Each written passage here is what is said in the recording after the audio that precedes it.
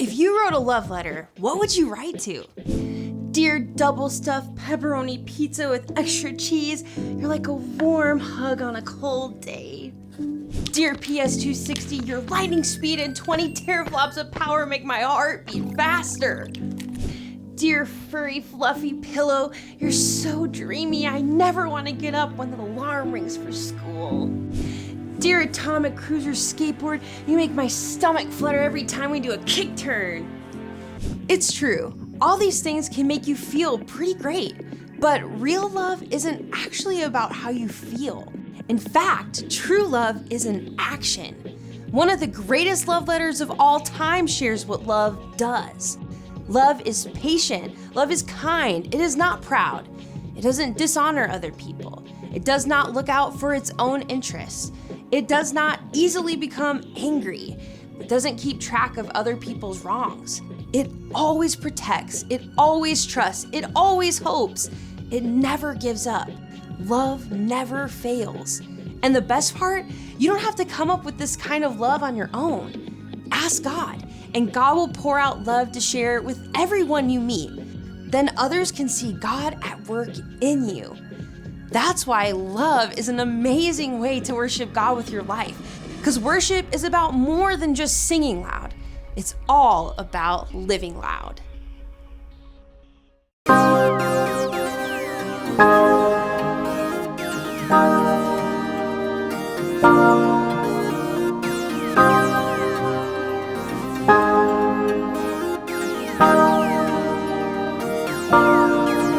Your love is great. Your love is kind. You calm my fear, break every lie. Your love is good. Your love is true. Your love won't fail. You'll see me through. How amazing is your love? So amazing. It's amazing, it's your love. How amazing is your love? So amazing. How amazing is your love? A love so deep, a love so high, a love so far, a love so wide. You changed the world, all space and time. You made the stars, you made my mind. How amazing is your love? So amazing. It's amazing, it's your love. How amazing is your love? So amazing. How amazing you are the one. Your love won't fall. My Father God, the God of all. You are my light, you are my song. You give me joy, you are my home. How amazing is your love? So amazing. It's amazing, it's your love. How amazing is your love? So amazing. How amazing you are the one. Your love won't fall. My Father God, the God of all. You are my light, you are my song. You give me joy, you are my home. How amazing is your love? So amazing. It's amazing, it's your love. How amazing is your love? So amazing.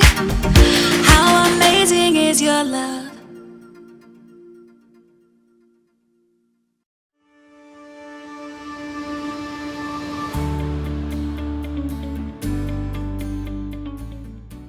The longest fingernails are almost 30 feet long. That's 3 feet per finger. Oh, hey everybody.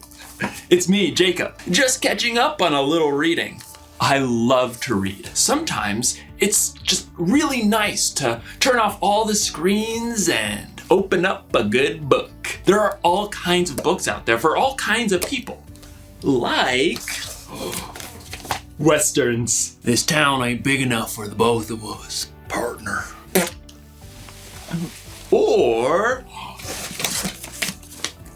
fantasies. You shall not pass! Also, cookbooks. You're gonna set the mixer to puree for 14 minutes! And even audiobooks. The longest fingernails are nearly 30 feet long. That's 3 feet per finger. Oh, here's a book I remember. Kimberly Toast's Book of Manners. It's about being polite and following the rules. It tells you things like which fork is a salad fork, or how you're not supposed to have your elbows on the dining room table. You know, saying things like please and thank you. There's so many rules. It's like there's a rule for everything. So many books are about so many different things. And there are millions of books on what we're gonna talk about today. Love. Love is showing others how much they matter to you. Today's story is about love, and it's about rules. Really, it's about the most important rule ever, and how the people who saw only a book of rules were missing out on a way more epic love story. Did you know it's impolite to burp in front of strangers? I've been doing it all wrong. I'll see you soon.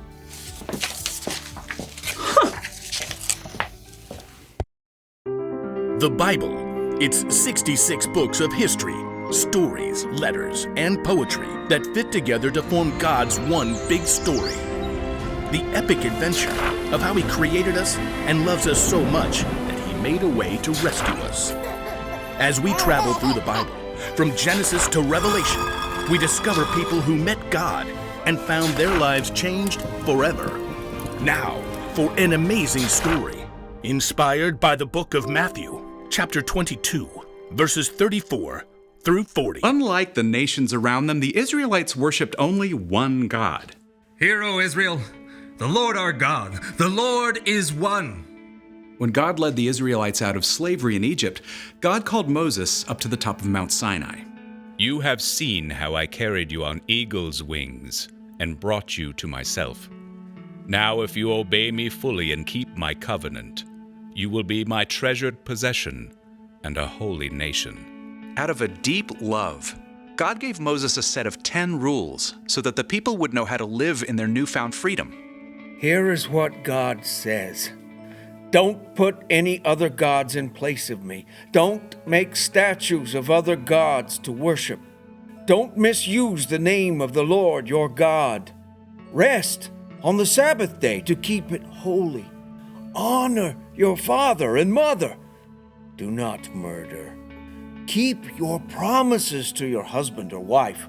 Do not steal. Do not lie. Do not be jealous or envious of what others have. There were 10 commandments and many additional laws too. But it's not stealing if I just happen to borrow my neighbor's best donkey grooming brush, right? Some people look for ways around all those rules. Other people were so scared of breaking the rules they'd spent their whole lives trying to get it exactly right. What if I walk too far on the Sabbath and get out of breath? That's not resting. We better say you can't go outside the city at all on the Sabbath. There were 613 laws in total, and even more that the religious leaders added. They spent hundreds of years trying to get those laws exactly right and to make sure others did too. It was really the only way they knew that they would be sure that God was pleased with them. You can't sacrifice this goat in the temple. It has a freckle 3/8 of an inch behind its right front leg. Even under Roman rule, the Jewish leaders made sure to keep every single law perfectly, but they were more worried about getting things right than about what was in their hearts. Then, Jesus showed up, traveling and teaching, but he didn't act like any other teacher or rabbi. He gathered followers from the outcasts, fishermen, and tax collectors. Come, follow me. Jesus spent time with the people everyone else avoided. He made blind people see, and those who couldn't walk get up and dance. He healed those with terrible skin diseases. Look! Look! My skin is clean! I can go home to my family! Jesus invited women to follow him, something no other rabbi would do. He welcomed little children and blessed them, even though most people saw kids as a nuisance. The kingdom of heaven belongs to people like them. Jesus told a story in which a Samaritan, a person who was viewed as the enemy by Jews, was the hero. And when Jesus was giving out a list of people blessed by God, it certainly didn't include perfect rule followers. Blessed are those who are humble. They will be given the earth. Yep, Jesus was turning things upside down, and the religious leaders did not like it one bit, so they started looking for ways to trap him. One day they saw Jesus approaching a man with a twisted hand. Jesus, does the law allow us to heal on the Sabbath day? They wanted to catch Jesus breaking the law by healing the man, but instead, Jesus said, What if one of your sheep falls into a pit on the Sabbath day? Won't you lift it out? A person is worth more than sheep. So the law allows us to do good on the Sabbath day. Then, Jesus healed the man's hand. Preposterous. During Passover week, the whole city was stirred up to see what Jesus would do, and the religious leaders were desperate to silence him. Several of the leaders, called Pharisees, came to Jesus. One of them was an expert in all 613 laws, and he was sure he could turn the crowd against Jesus. Teacher! The law expert waited until there was a silence so that everyone would hear. Which is the most important commandment in the law? The law expert told himself gleefully, Jesus will have to pick just one law, and then I can point out all the other laws he's ignoring, and everyone will get upset. But Jesus said simply, Love the Lord your God with all your heart and with all your soul. Love him with all your mind. This is the first and most important commandment. And the second is like it. Love your neighbor as you love yourself. Before the law expert could tear this answer apart, Jesus continued, Everything that is written in the law and the prophets is based on these two commandments. But, In a few short sentences, Jesus had taken 613 laws and wrapped them up in just two things to remember. Love God, love others. Instead of rules, it's about hearts. If you love God, you won't put other things ahead of God. If you love others, you won't steal or break promises to them. Instead of memorizing long lists of rules, God simply wants followers of Jesus to ask, what does it look like today for me to love God and love others? It wasn't easy back then, and it isn't easy for us now, but God will pour out love in our hearts anytime we ask.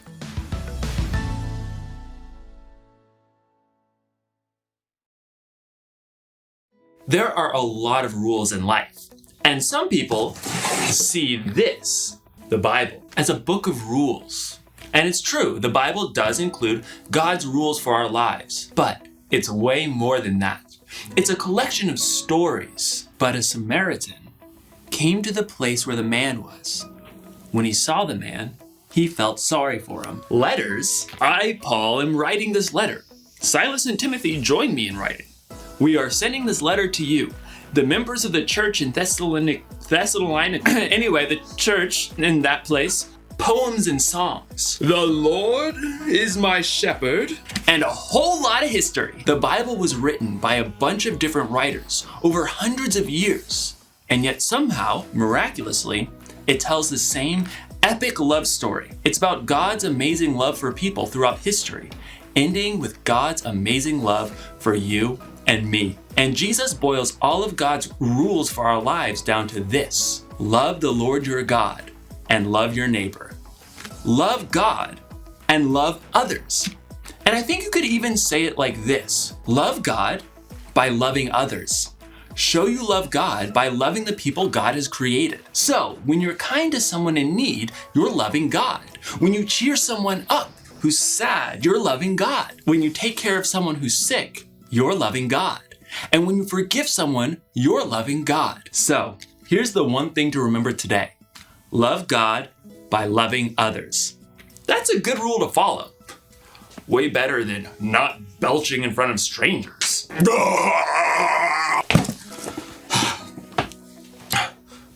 What?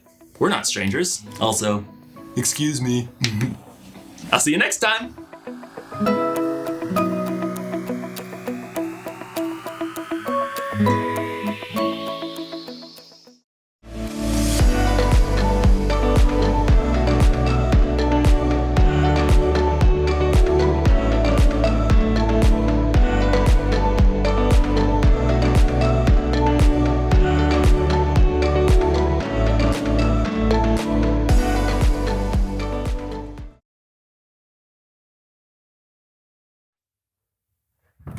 Hey, John, I got a quick question for you.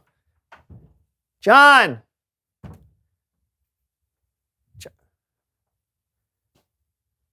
What is this?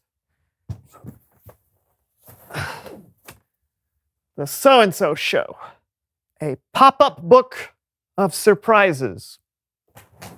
All right, let's see what this is about. Oh! Once upon a time, two kids became friends. They were inseparable. They were so inseparable that when they grew up into adult-sized kids, they decided to start their very own show. Whoa, the So-and-So Show! An epic show that brought fun and whimsy for kids all around the world. Brandon was... there I am. Brandon was thoughtful and witty, a constant source of joy. Aw. And John was full of... surprise!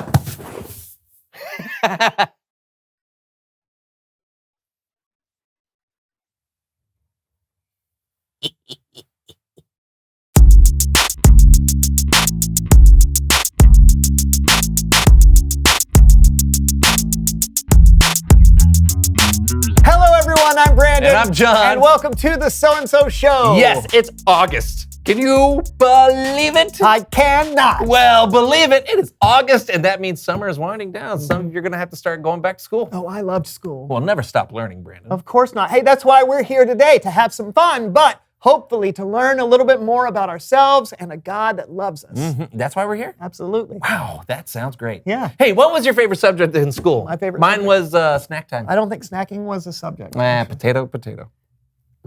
Well, I loved reading, getting lost in a good book, a good story, good character. Huh. In fact, I think on today's show, it's time to welcome everyone to a round of So-and-So LARPing. LARPing? Yes, LARPing. Live action role playing. Wow. All right, just like a good book is full of wonderful characters, we too can come up with our own characters. LARPing is a chance for us to make up our own world and pretend. Think of it as part performance, part game. Okay, that actually sounds fun, like a big game of make-believe. Kind of. Right. We'll each pick a character and we'll become those characters. And of course, we'll follow my official LARPing rules. There are rules? Well, there have to be rules or our imaginary world would not function properly. And these rules are? Well, we don't have time to go through all of them right now. So, hey, you know what? You can just read up on them for yourself. Wow, that's a lot of rules. And part 2. Huh. Are you serious? All right, I'll see you at the LARP. Well, happy reading. Okay, thank you.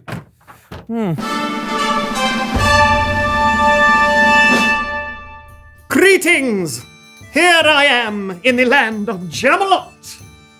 Wherefore are my fellow countrymen? Arrgh! Greetings! I see someone else has arrived in Jamalot. And I see that you are a peasant? Arrgh. What do you think? Another knight of the octagonal table. Arrgh! No! My name is Short John Copper. Ah, Short John Copper. You must be of elven descent? Arrgh! No! No.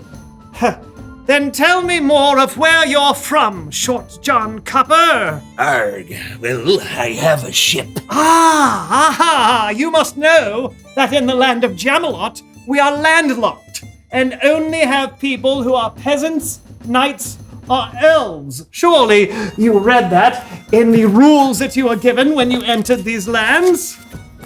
Ah, yes. I am one of the strangers from another land, I have come from my ship, sailing across from Treasure Peninsula. Okay, that's not how this LARP works. Huh? I don't know if you read at the beginning. It says that you must choose to be either a peasant, a knight, or an elf. You see? Yes, but Article 28, Part Z says, one must stay in character at all times.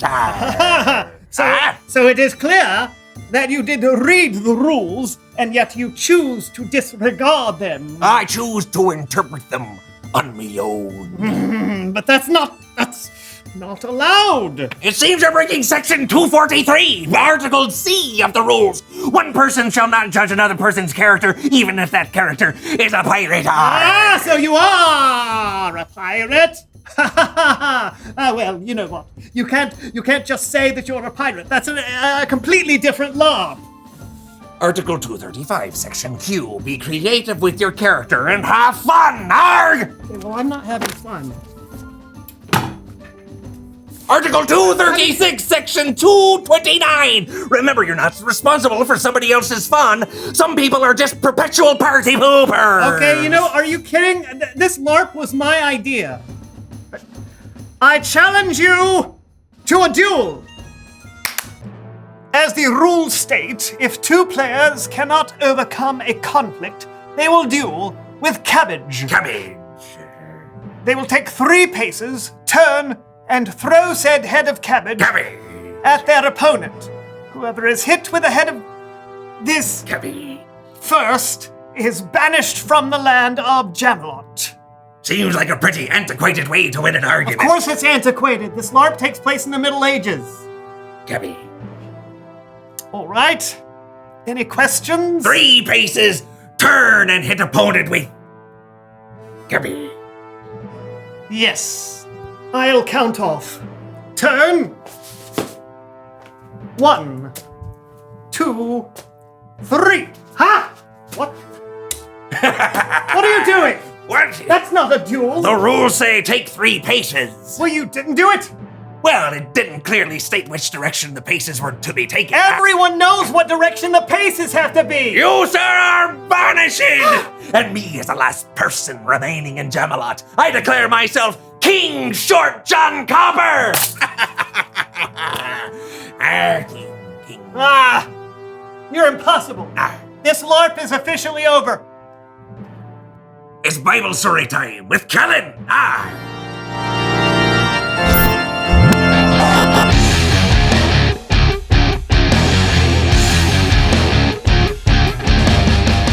Hey, Kellen, can you go ahead and tell the Bible story already? Well, hello to you too. You'll have to excuse Brandon Kellen. He's a little upset that I was crowned King of Jamelot. Oh, did you guys just do a LARP? Yeah. We tried to, but John refused to play by the rules. I just wanted to have fun. It's not about fun. It's about the integrity of the game. Yeah, it's grown-ups playing make-believe. We should never lose our childlike sense of wonder. I was being childlike. Whoa. Okay, you know what? I think our Bible story today may actually be helpful. Good.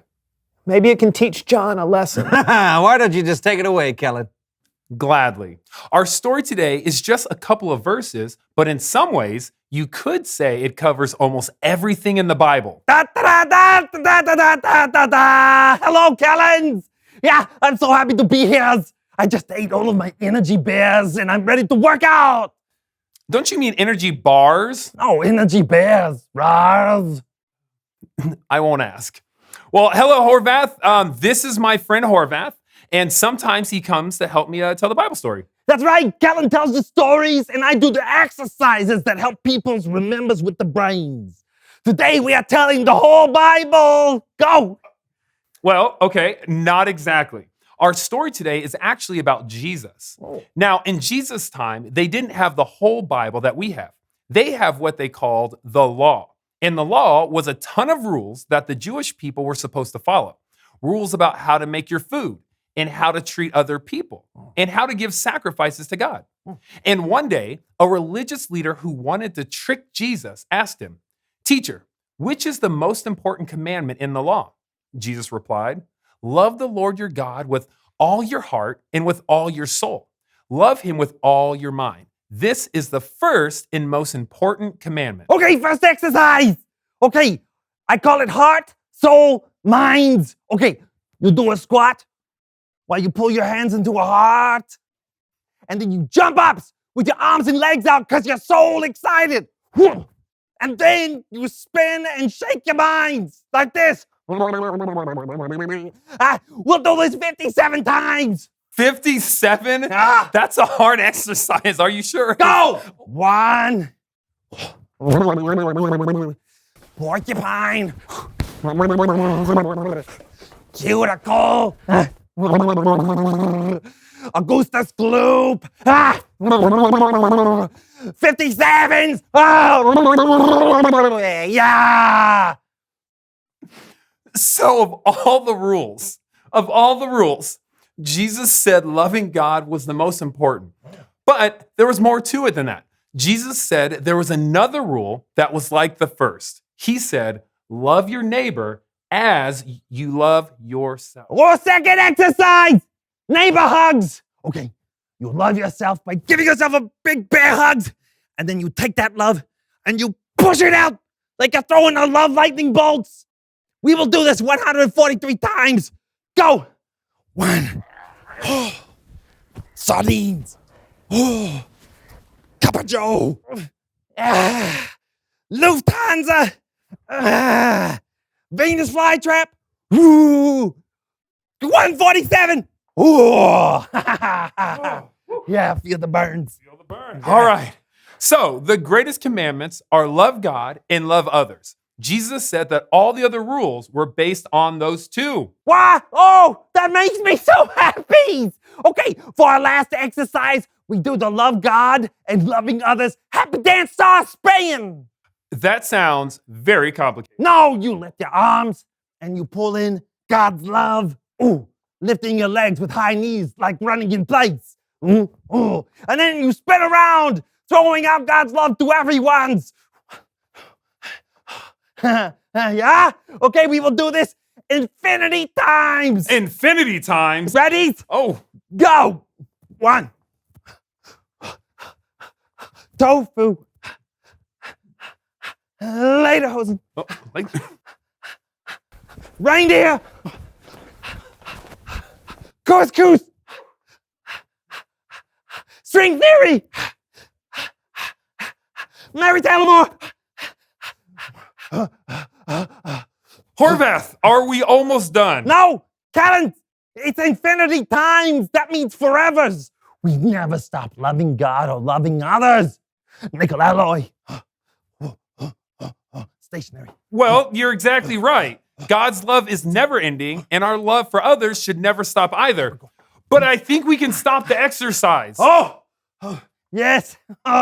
Thank you, Collins. I forget that the exercise is a physical representation of a larger truth and not the truth itself. Infinity! Done! Perfect. Thanks, Horvath. No thank yous! Okay, now I must go show my loves to all my neighbors. Bye! Bye,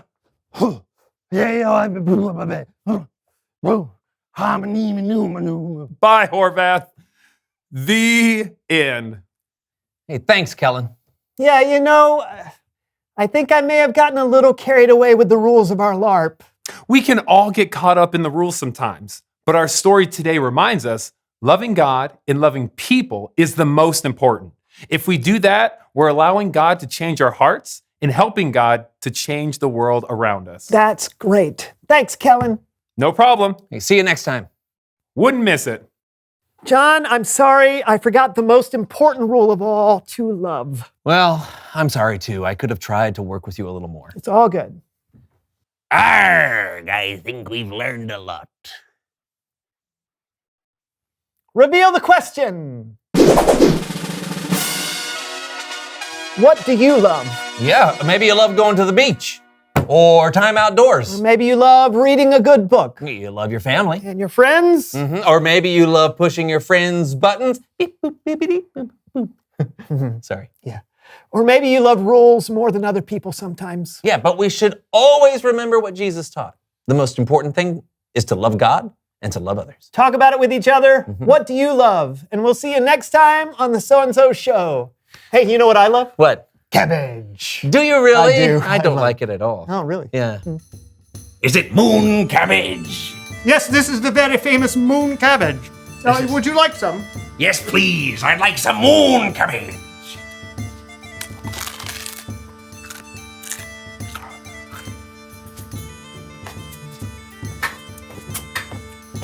I call it the Cabbage Ballet. On the moon. Boy, I sure hope they put a moon background here.